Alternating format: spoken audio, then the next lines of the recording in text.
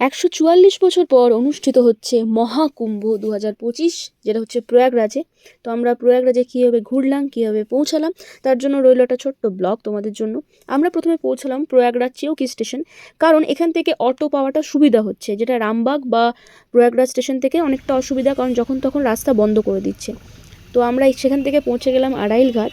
আড়াইলঘাটের sector যেগুলো রয়েছে, সোমেশ্বর মন্দির, গঙ্গা যমুনা সরস্বতী মন্দির ঘুরে নিলাম।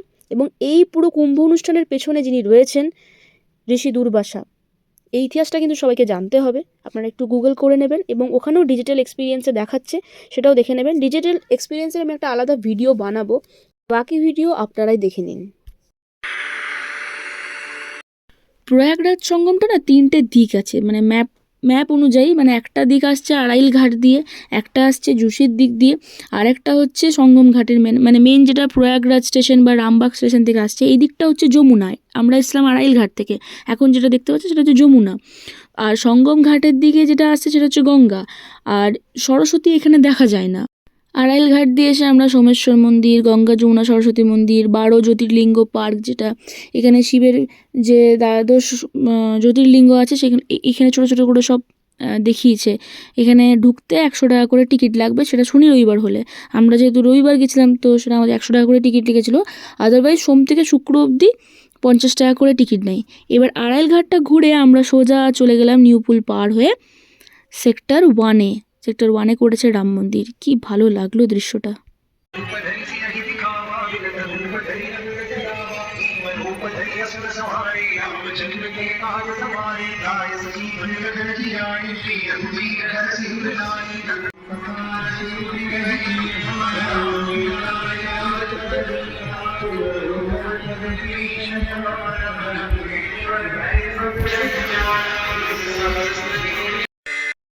আচ্ছা, ভেতরে কিন্তু রামলালার ছবি তোলা সম্পূর্ণরূপে নিষিদ্ধ, কিন্তু আমি একটা তুলে ফেলেছিলাম না দেখে। তখন ছেলেটা বললো যখন তুলে ফেলেছেন আর তো কিছু করার নেই। আর এত হাঁটতে হচ্ছিলো আমাদেরকে, এই গ্লুকোজের ড্রিঙ্কটা ছিল আমাদের ভরসা, এনার্জি বাড়ানোর জন্য।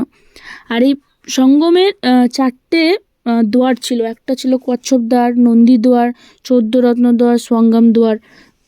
তো আমরা এই 4টে দুয়ারই আমরা এই মানে সঙ্গমের দিকটাতে পেয়েছিলাম।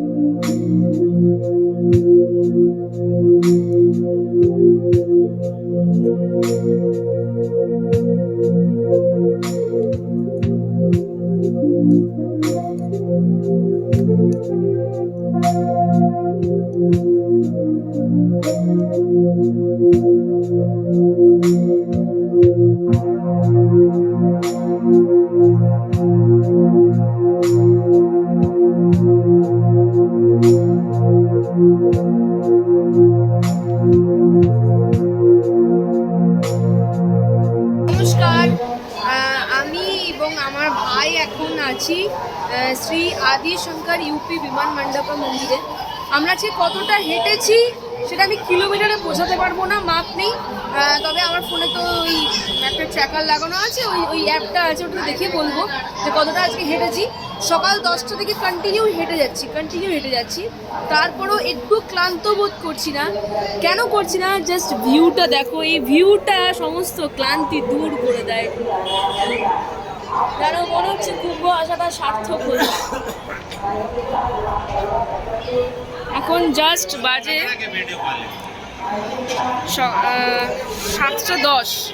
এখনো অনেকটা যাওয়ার আছে, অনেক কিছু দেখার আছে, সব দেখবো আর তোমাদেরকে আপডেট দেবো সবটা।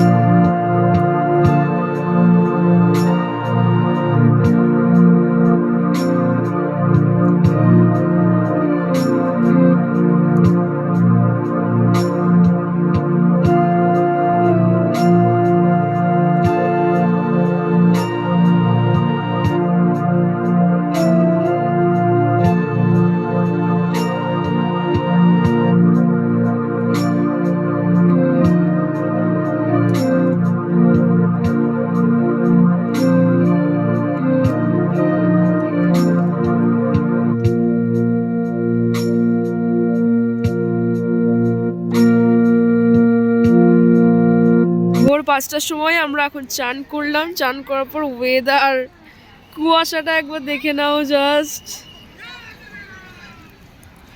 রাস্তা দেখতে পাচ্ছি না। বিকেলে যখন আসছিলাম তখন এখান থেকে হনুমান মন্দির দেখা যাচ্ছিল, মানে হনুমান মন্দির না, সরি, মণ্ডপম মন্দিরটা অন্তত দূর থেকে দেখা যাচ্ছিল। এখন কিচ্ছু দেখা যাচ্ছে না। স্নান করে আমরা চলে এলাম এলাহাবাদ ফোর্টের একদম গায়ে রয়েছে লেটে হয়ে হনুমান কি মন্দির। অ্যাকচুয়ালি এটা বিশ্বাস করা হয় যে স্নান করার পর যদি হনুমান মন্দিরে এবং নাগবাসুকী মন্দিরে যদি প্রণাম না করা হয় বা পুজো না দেওয়া হয় তাহলে এটার ফল পাওয়া যায় না। তো সেই বিশ্বাস থেকে আমরা চলে গেলাম হনুমান মন্দিরে পুজো দিতে।